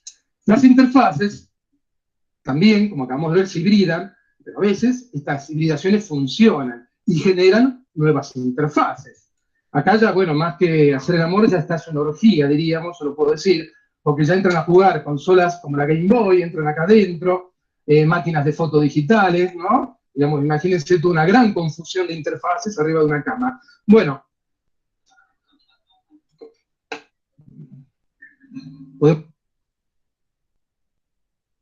muchachos, listo. Les voy a dejar hasta ahí. Yo creo que ya nos dimos cuenta a dónde va este asunto. ¿Qué les llamó la atención? ¿Qué lograron ustedes ver ahí con lo que nos explica Escolar? Vamos a hablar de ecología de medios. Que analógicamente se interpreta cada uno de los avances tecnológicos como que tiene una interfaz con la que el ser humano interactúa, pero que básicamente todo desarrollo tecnológico tiene una interfaz. Eso fue lo que más me llamó la atención. Muy bien, John Edison. A ver, piensen en todo lo que hemos hablado hoy, hasta el momento. Ahora nos falta un poquito. ¿Qué logran ustedes visualizar con el fenómeno de ecología de medios? Es lo último que nos dijo él. Con lo que cogió el celular, el iPod, una consolita de Game Boy. Yo les hago la pregunta a ustedes. ¿Uno en el celular puede hacer ya música? Sí, profe. ¿Cierto? Yo en el celular puedo editar un video corto, hacer una pequeña edición de una imagen, Sí. ¿cierto? Y eso donde lo conocíamos nosotros. ¿De dónde viene eso? De unos ordenadores, de unos dispositivos muy diferentes a lo que es el celular propiamente. Entonces, mire que aquí se acentúa y no solamente colocándolo en función de los dispositivos móviles, de los celulares, pero ya el celular deja de ser un teléfono, ¿cierto? O sea, conjuga un montón de medios, de interfaces, de tecnológicamente hablando, pues de diferentes mm, dispositivos, los junta, ¿cierto? Y no es que solamente me queden ahí compactados, sino que también cumplen unas funciones, unos propósitos cada vez más diferenciados. Y que lo que nos está diciendo es que este fenómeno de ecología de medios no es que funcione como tan diferente o tan distante más bien del usuario, no. Es que de hecho es el usuario, es la persona que también va ayudando a modificar la tecnología, ¿cierto? O sea, cuando empezaron los primeros celulares, muchachos, a salir, no es que los cambios hayan surgido así como así porque a alguien se le ocurrió esto o aquello. No, muchachos, es que cada vez más los desarrollos tecnológicos, las transformaciones de las interfaces, las transformaciones que sufren los mismos medios, es gracias a qué? A que se dan cuenta de que los usuarios están cada vez más experimentando otras cosas. Vamos a un caso muy concreto. ¿Se acuerdan ustedes cuando en Facebook estaba el dislike? O sea, la manito hacia abajo, el no me gusta. Creo que ya no está, ¿cierto? Pero estás en like y ya hay otras reacciones, ¿cierto? ¿Se acuerdan de eso? ¿Por qué creen ustedes que estas reacciones cambian? Eso es lo que conocemos en estos momentos como algoritmos. Esos algoritmos es un término que se ha venido trabajando desde un tiempo para acá.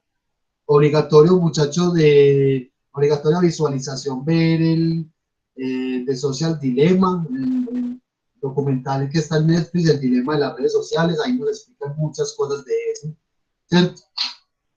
Profe, Sí. tengo entendido que esa variación en Facebook fue porque estaba generando un impacto social negativo y estaba creando mayor posibilidad de suicidio para los usuarios de la red como tal. Pues por eso esa mano invertida, pues como deferendo a lo que era no me gusta, generaba como ese impacto a nivel social. Ah, ok, muy bien, pero interesante eso, la verdad desconocía eso. Lo que pasa es que, o sea, lo estamos analizando aquí desde el punto de vista de que esas opciones que a uno le aparecen en redes sociales, esos algoritmos, cada vez más están articulados ¿a qué? A expresiones que hacemos nosotros como personas. O sea, ¿tú qué Oye, necesidad tienes de darte la palabra?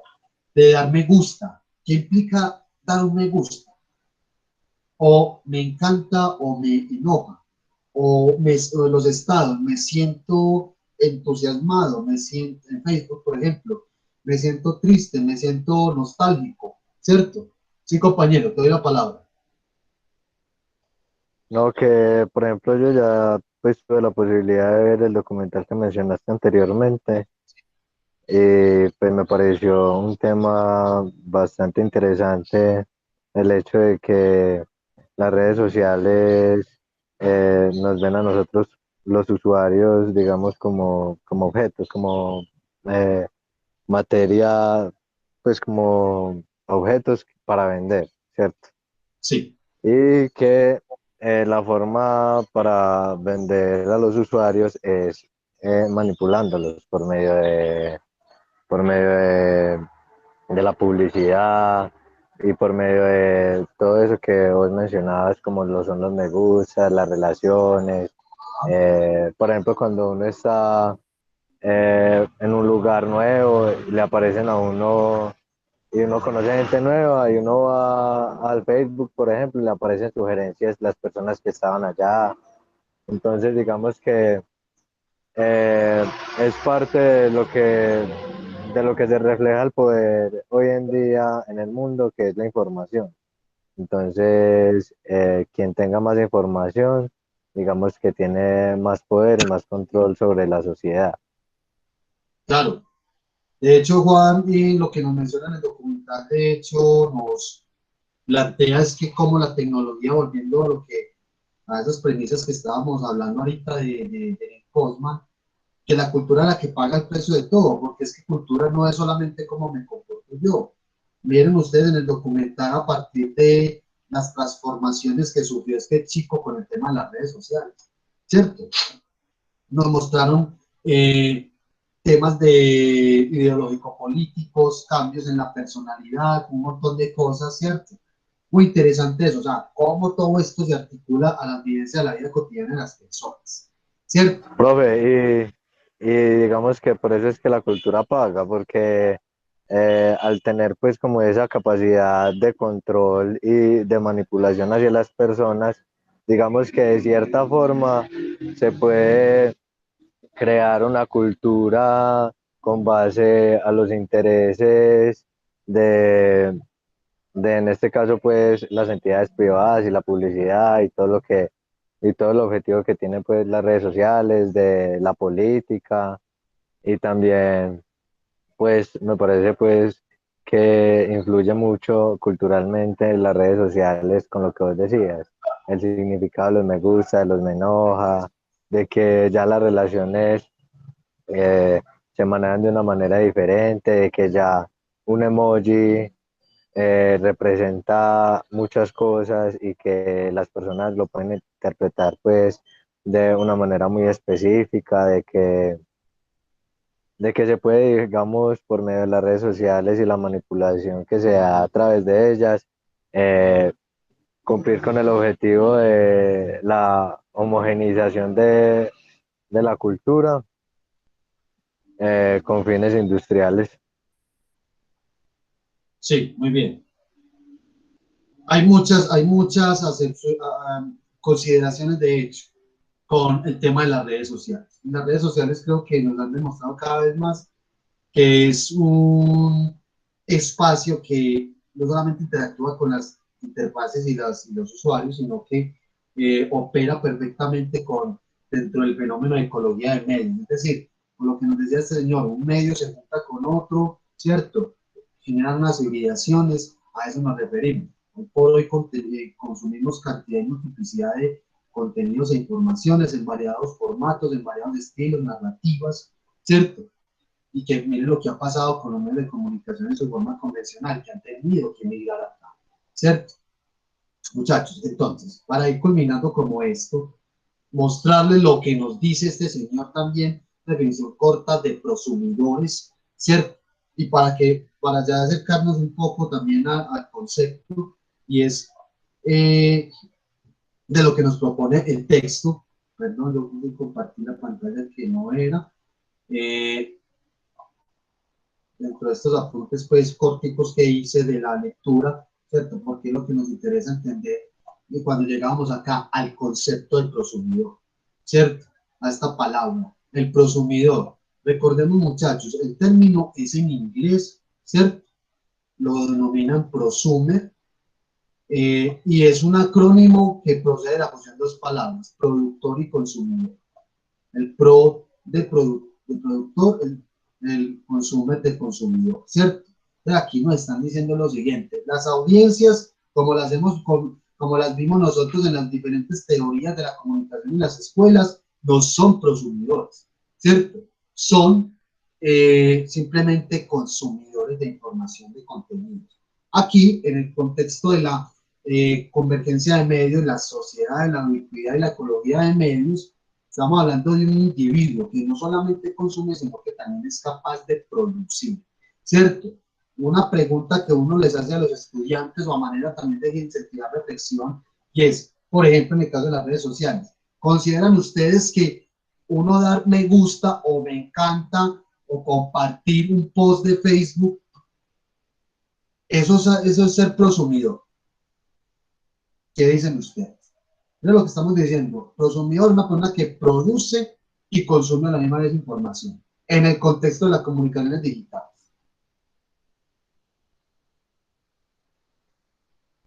¿Qué dicen ustedes? ¿Se está haciendo prosumisión ahí o no?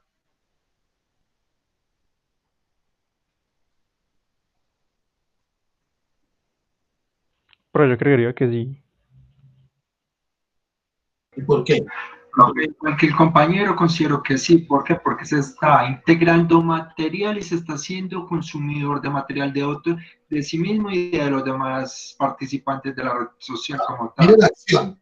Yo estoy en Facebook, yo estoy en mi perfil, ¿cierto? Veo un post de uno de mis amiguitos de Facebook y me gustó, entonces le doy me gusta, ¿cierto?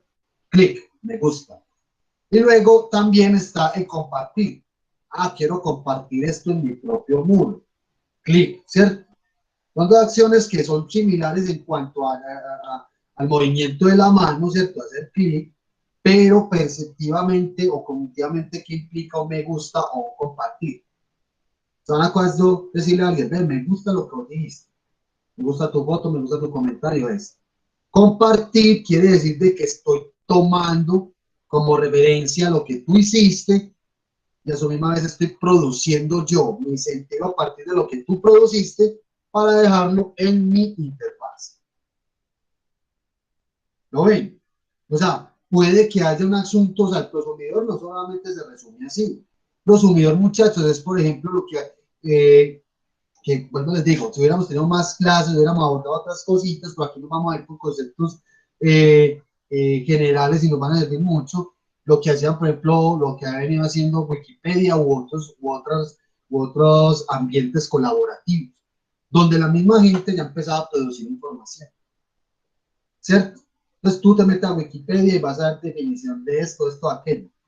Eso no es que lo sacan de la enciclopedia, esos son usuarios que colaboran con reseñas, con biografías, con esto o aquello. Que tiene pues sus contras, porque hay información pues que no es fidedigna, que es cierto, al ser tan colaborativa, no falta pues la persona ociosa, ¿cierto? Otra manera de ser dentro de los mismos medios de comunicación, ya hoy por hoy hablamos de medios de comunicación alternativos, ¿cierto? O de medios alternativos o independientes, que son capaces con sus propias herramientas producir información noticiosa, periodística, ¿cierto? Muy distanciados de la lógica informativa de los medios de comunicación, ¿cierto? Esos prosumidores, muchachos, entonces se empiezan a entender desde esa lógica, en la capacidad de que, en el hecho, perdón, de que son capaces de producir, consumir con información de las que están dadas y empezar a producir a partir de lo que está dado y a partir de qué, de sus propias ideas. Entonces ahí se rompe totalmente ese esquema unidireccional que nos han enseñado y que nos mostraron siempre desde los medios de comunicación masivos, con las teorías clásicas de la comunicación, el emisor acá y el receptor aquí, una relación muy jerárquica, muy verticalizada. Aquí ya estamos hablando de emisores y receptores, muy horizontalizados, pero que conjugan sus propias acciones. Ya este emisor también puede ser receptor, este receptor puede ser emisor también. A eso es lo que nos conllevan los prosumidores. ¿Qué nos dice el texto? Debemos reconocer a los prosumidores como los actores comunicativos de la sociedad de la ubicuidad. Entonces, ya que hablamos de la sociedad de la ubicuidad, ¿cierto? El papel de los prosumidores resultará definitivo en las siguientes remediaciones, concepto interesante, esto lo vamos a ver, teorías de la recepción, ¿cierto? Que experimentará Internet como el conjunto de dispositivos que formen parte de ambientes comunicativos que deriven del desarrollo de las comunicaciones digitales móviles, ¿cierto? Entonces, ya nos vamos hoy, muchachos, con un concepto un poco definido de prosumidores, de sociedad de la ubicuidad y del concepto de economía de medios, ¿cierto? El texto nos propone una gráfica, una ilustración de lo que sería un ecosistema o un modelo de comunicación digital, ¿cierto? Esto está en el texto, muchachos, no sé si lo vieron bien. ¿Cómo intervienen los prosumidores? ¿Cierto? Entonces ahí está el fenómeno de la ecología de medios acá, cómo opera la ubicuidad, ¿cierto? Que significa cualquier persona en cualquier momento, en cualquier lugar, ¿cierto? Cómo se generan experiencias, se producen informaciones, se intercambian sentimientos y conocimientos, ¿cierto? Cómo todo esto entra a jugar acá un papel importante para empezar a entender bien lo que es el papel y la importancia del prosumidor. Listo. Entonces, por último, la clase de hoy ya está un poquito larga, muchachos. Les voy a presentar pantalla otra vez con la definición que nos da Carlos Escolari que acabamos de ver, ¿cierto? De prosumidores. Listo. Vamos a ver entonces este clip. Definición de prosumidores por Carlos Escolari.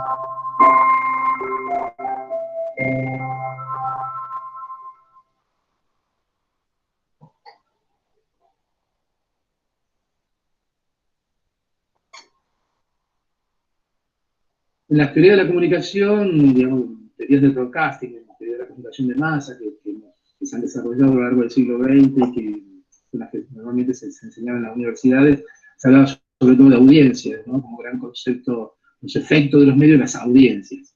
Lo que estamos viendo a partir de los últimos 25 años, desde la llegada de la web y la explosión de todas estas nuevas formas de comunicación y plataformas, es que el concepto de audiencia un poco empieza a ser agua.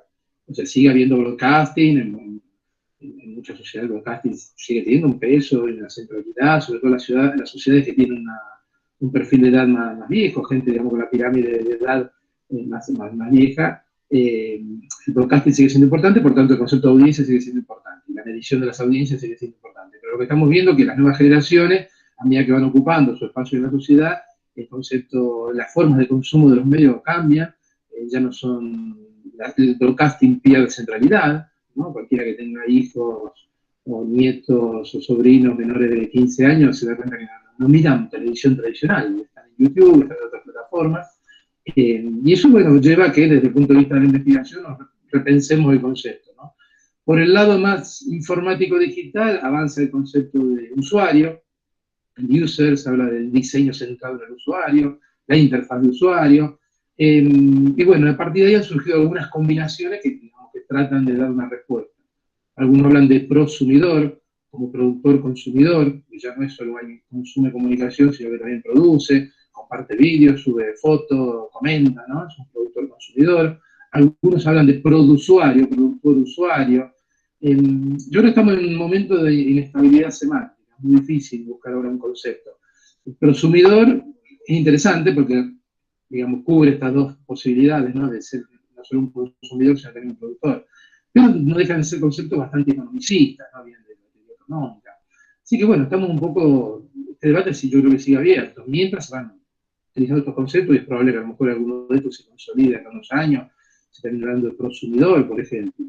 Pero bueno, son, digamos, cuando hay cambios así tan radicales y acelerados, ¿no? En este caso, en la esfera mediática, implica que las teorías tienen que adaptarse. Y el primer paso de una teoría es construir nuevos conceptos, ¿no? Digamos, los ladrillos, digamos, que va a permitir construir después una teoría nueva. Muy bien. Ese es el concepto, la definición que nos trae Escolari del concepto de prosumidor. ¿Qué le llamó la atención? Ya estamos entendiendo bien entonces el concepto del prosumidor, muchachos.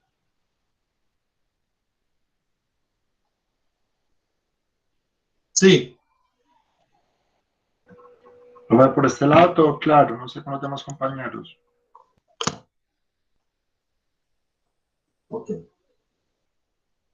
Bueno, muchachos, ¿algún comentario final frente al texto? ¿Lo entendimos? ¿Lo logramos aquí? Hay mucha información en el texto, pero lo que nos interesaba entender era la sociedad de la ubicuidad, el fenómeno de la ecología de medios y el concepto del prosumidor.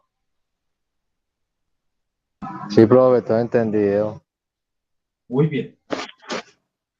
¿Algún comentario final? No, pues yo le quería comentar ahorita, pero cuando termine la clase. Bueno, preguntas con el texto. Con los conceptos vistos.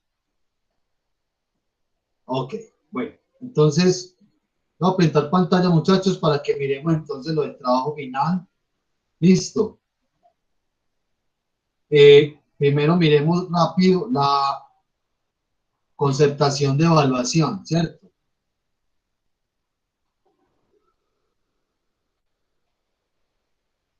Concertación de evaluación. Nos dice que el trabajo es un análisis de un medio de comunicación, con sus mensajes, sus contenidos, y la relación que con algunas nociones o conceptos de alguna de las teorías de la comunicación. Ese es el trabajo final. ¿Cómo así que un análisis de un medio de comunicación, cierto? Ya lo vamos a explicar. 20%, dijimos que la fecha de entrega es entre el 9 y el 16, pero como ya estamos con el tiempo, yo creo que va a ser el 16, porque dentro de 8 días, que es 9, vamos a tener asesoría, no hay ningún problema. ¿Listo? Un trabajo, muchachos, que ustedes van a realizar grupal. ¿Listo? Ese trabajo grupal puede estar conformado por 3, 4 personas máximo. ¿Listo? Atención con eso. Que vaya a ser individual, listo. Pero 3 a 4 personas máximo. ¿Listo? Y entonces, aquí está la actividad. Dice aquí, trabajo final. Listo. Voy a abrirlo. Abro la guía, muchachos, para que tengan en cuenta lo siguiente. Entonces, esta es una guía que yo les preparé a ustedes para que tengan en cuenta lo que van a hacer. ¿Cierto? Hay 4 ítems. Ustedes van a analizar un medio de comunicación cualquiera que sea para después analizar sus mensajes, sus contenidos, ¿cierto? Vamos a calificar esto. Esta es la rúbrica que tenemos para calificar el trabajo, ¿cierto? Vamos a calificar análisis, la originalidad narrativa, el contenido, trabajo en equipo, muy bien. Pero todavía no hemos visto cómo es que eso se ve, cómo es que se le va a entregar al profesor. Aquí dice referente. Eso es lo que hicieron los muchachos del semestre pasado. Yo les que los coloqué acá, ya lo tengo abierto aquí, listo. Y ellos hicieron una serie de análisis, ¿cierto? Aquí los ven, donde, por ejemplo, me voy a parar en este trabajo, fandom, hasta no, ya lo quitaron. Bueno, me voy a parar en este, Betty la Fea, ¿cierto? Ellos analizaron una serie de telenovela, Yo soy Betty la Fea, ¿cierto? Desde la teoría funcionalista y empezaron a colocarle imágenes, ¿cierto? Empezaron a hablar del argumento de la novela, ¿cierto? Le incluyeron videos, hablaron de la relación con el funcionalismo, ¿cierto? O sea, hicieron una especie de microblog en Wix, ¿cierto? Muchachos, esto es lo que yo quiero que ustedes hagan. A ver, profe, tiene que ser así tan amplio como tan visualmente elaborado como esto. No, ustedes pueden hacer una cosa, muchachos, para que no sean los típicos textos escritos y que esto, aquí donde viene la parte creativa de estos trabajos, muchachos, que ustedes monten un blog o un pequeño micrositio web en Wix donde hagan el análisis. ¿De qué? Del medio de comunicación, ¿cierto? Las características de sus mensajes, sus contenidos y la relación que tiene con una teoría o alguno de los conceptos vistos en clase. Por ejemplo, a mí me llamó la atención la hibridación.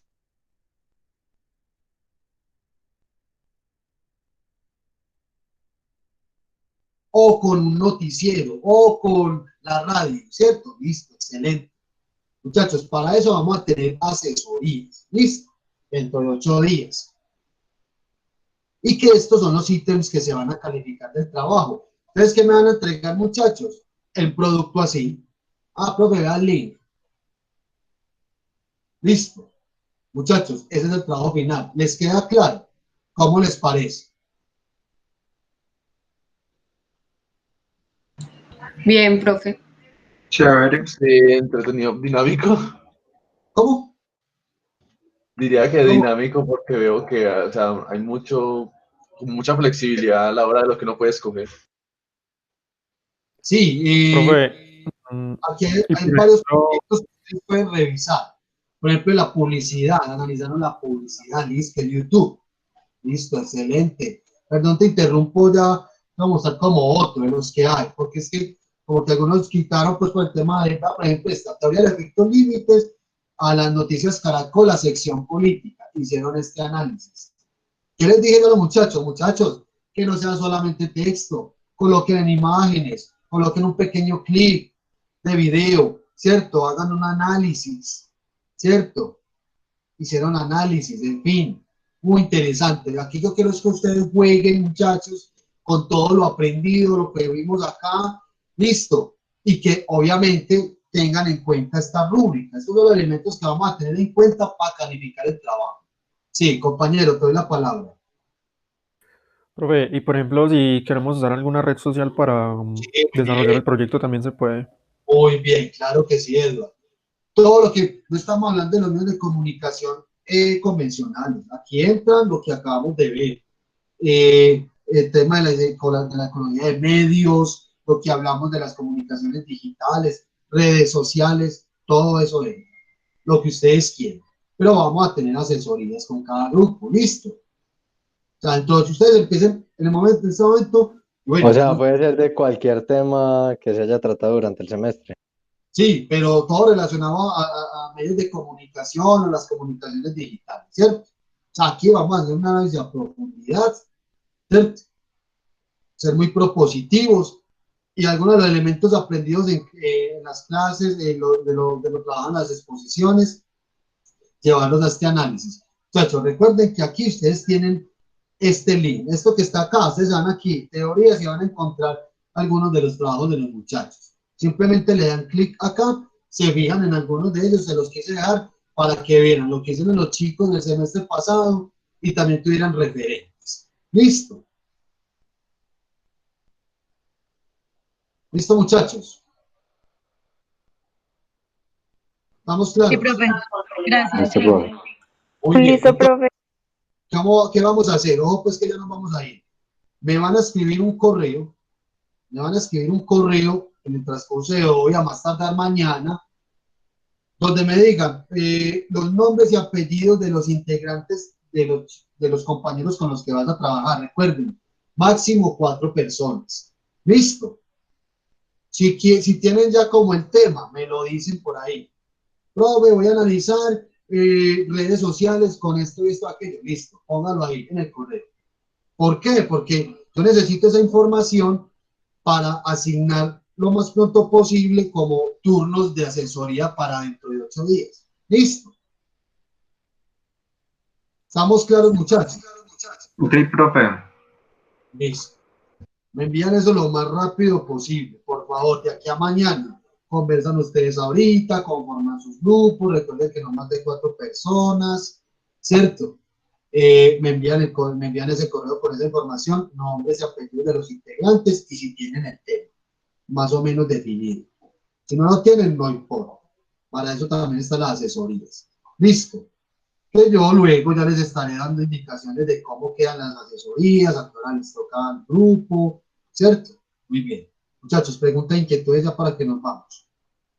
Recuerden que esa guía está en la carpeta del Drive, o sea, lo del trabajo final. Así la nominé para que no se pierdan, el trabajo final, miren acá. Listo. De entradita lo van a encontrar. No la vayan a borrar, por favor. Listo, muchachos, preguntas e inquietudes. No, pero yo creo que todo está claro respecto a eso. Listo. ¿Les parece chévere el trabajo? Sí. Sí, profe. O sea, no es difícil, va a ser una cosa chévere y muy desde la creación de ustedes. Eso es lo que propondemos, compañeros. ¿Listo? En la asesoría vamos a decir ya todas las dudas que ustedes tengan con sus propios proyectos. ¿Listo? Por ahora imaginar, revisar los conceptos, lo que hemos visto en clase, ¿cierto? Focalizarnos bien en un tema que queremos abordar, algo que a ustedes parezca que, vean, me llama mucho la atención, profe, esto es necesario trabajarlo, en fin. ¿Listo? Muchachos, no sé más. ¿Me puedes repetir, por favor, para cuándo es? Ay, se te escuchó entrecortado, María Camila. ¿Qué te puedo qué? ¿Me puedes repetir, por favor, para cuándo hay que entregarla? Para el 16. Ah, listo. Listo, bueno, muchachos, entonces no siendo más, nos vemos dentro de 8 días. Estén muy bien. Feliz día,